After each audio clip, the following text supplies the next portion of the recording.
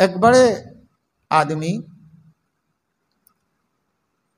साहब इल्म तो नहीं लेकिन साहब अमल, और बड़े मुजाहिद और बड़े अमल वाले आदमी, बहुत नाम निहाद मकबूल मारूफ शख्सियत है। यहां तक कह रहे हैं कि ये जो उलमा फिरक बातिला के बारे में तस्करा करते रहते हैं, इसी की वजह से फिरक बातिला पैदा हो रहे हैं और बढ़ रहे हैं, इसी की वजह से हो रहे हैं। अगर ये लोग ना करते तो कोई फिरका बातिल नहीं होता, सब हक ही हक होता। अब मातम करने को जी चाहता है कि क्या करें, इनकी अक्लों को क्या हो गया है।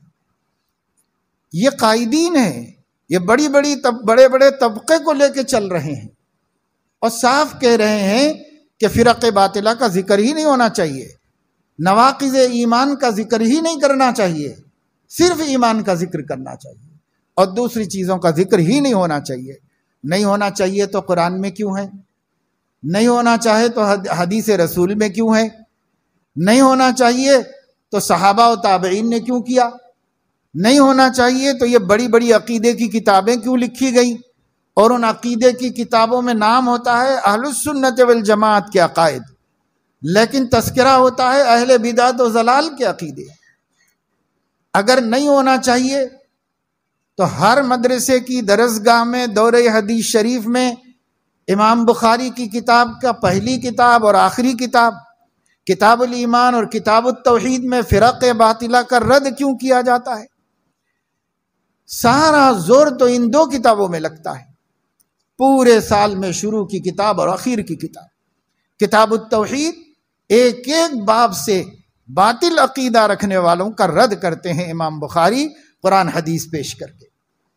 अब किताबुल ईमान में एक एक बाब के जरिए से गलत अकीदा रखने वालों का रद्द करते हैं किताब और सुन्नत की रोशनी में, और साल भर इसमें निकल जाता है। अगर नहीं होना चाहिए तो यह गलत काम क्यों हो रहा है।